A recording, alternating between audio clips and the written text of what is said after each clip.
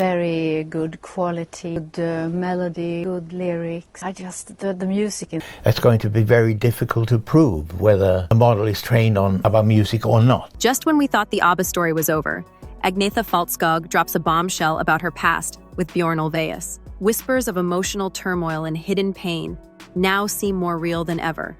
What really tore them apart? Keep watching, and make sure to hit that subscribe button for more. It was a quiet evening in Stockholm. Cold, still, and reflective. In a softly lit room, Agnetha Faltskog sat alone, her thoughts drifting between memories and truths long buried. At 74, she was finally ready to open up about a chapter in her life that had defined her for decades. She had remained silent for years, especially when it came to her relationship with Bjorn Ulvaeus. But now, her voice carried a calm certainty. With every word, she peeled back the curtain on what really happened behind those smiling stage performances. To the world, ABBA was untouchable, a band built on joy and harmony. But for Agnetha, those same years were filled with quiet battles. To remember how to breathe and to use my voice in a good way. The sparkle of success often masked personal pain. Her marriage to Bjorn, once a beautiful love story, had slowly unraveled under the weight of relentless touring and constant public attention. Her decision to walk away wasn't sudden. It was the result of years of slowly losing herself in the background of someone else's dream. What finally led her to step away from it all? That answer, she now believes, is something the world deserves to understand.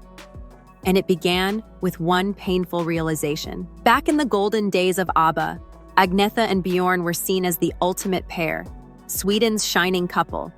Their chemistry on stage was undeniable. They laughed, danced, and shared harmonies that seemed to come from the same heartbeat.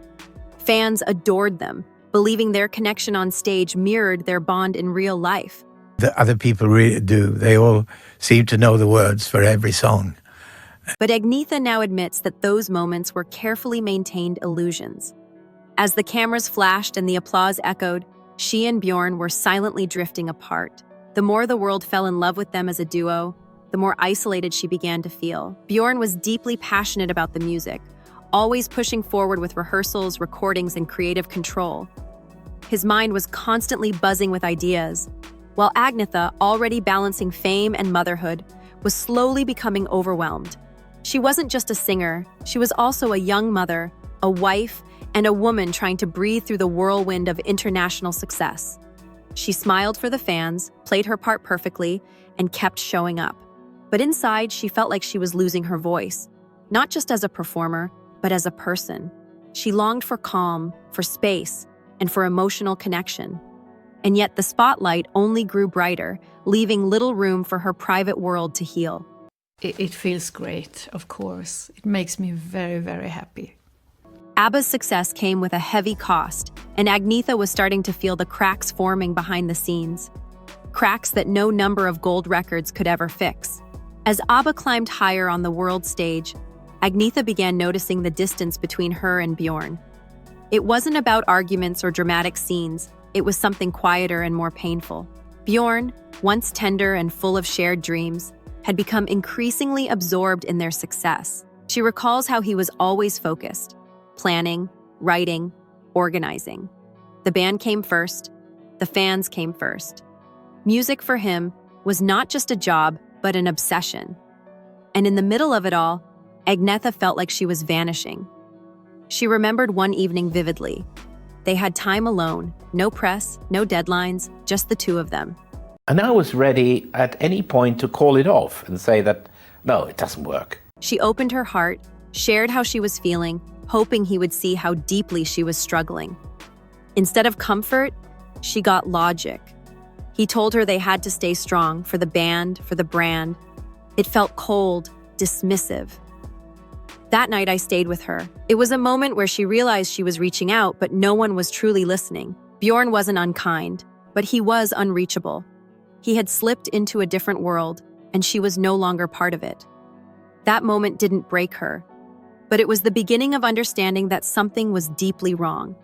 There were no big fights, no explosive moments, just a growing silence, a quiet distance that settled in and refused to leave. Agnetha says it was the small things that began to weigh the most.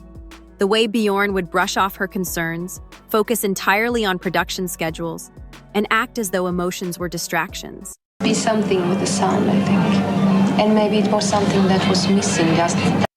She was juggling everything, parenting their children, performing, traveling, and keeping up the public image. The exhaustion was more than physical.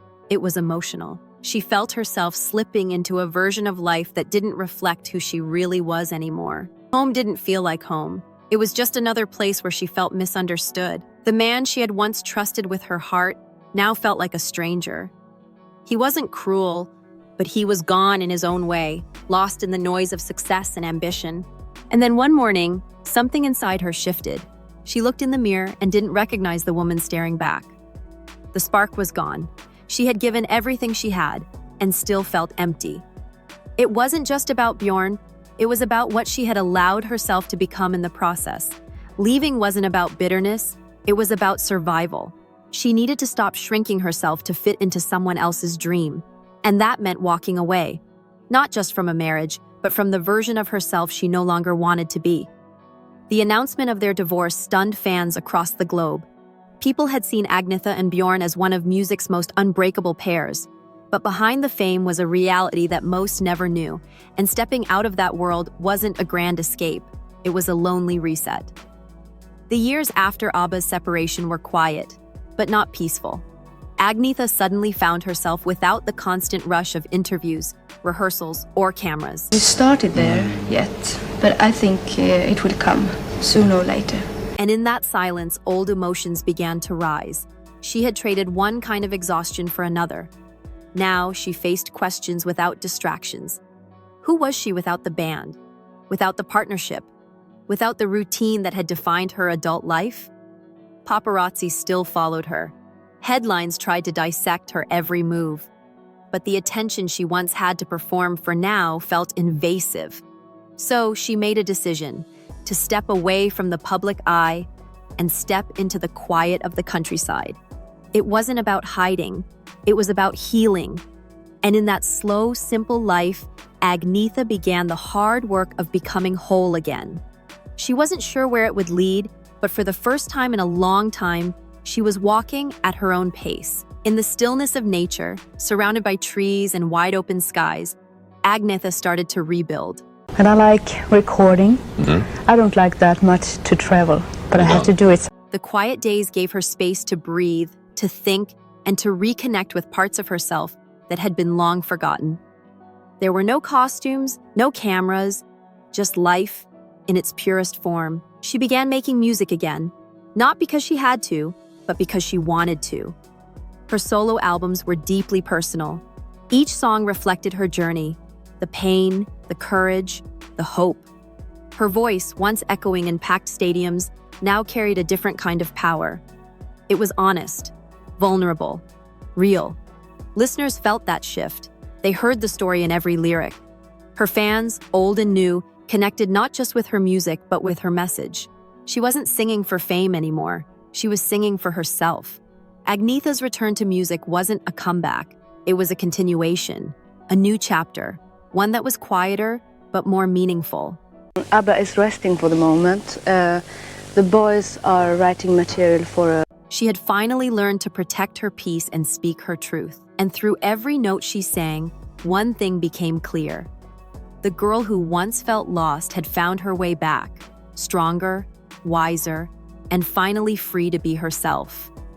Now in her 70s, Agnetha looks back not with regret, but with understanding. Her story is not one of failure. It's one of strength. She doesn't see her decision to leave Bjorn as giving up. She sees it as an act of self-respect. Time has given her clarity. The love they once shared was real, but so was the loneliness that followed. She can now hold both truths at once, without bitterness, and in doing so, she's found peace. She often says that leaving wasn't just about ending a relationship.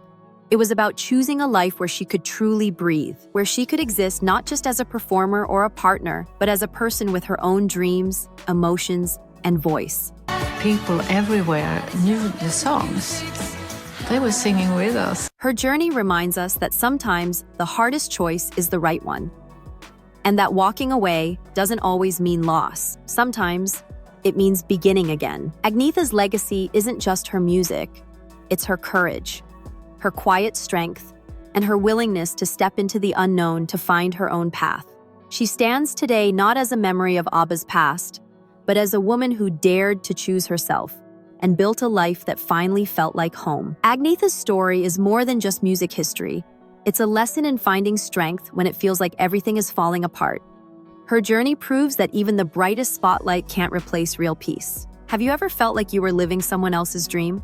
Her story invites us to ask hard questions, reflect deeply, and maybe even make brave choices of our own. If her voice has ever touched you, let her courage inspire you too. Let us know in the comments, what part of Agnetha's journey resonated with you? And don't forget to subscribe. More untold stories are waiting to be heard.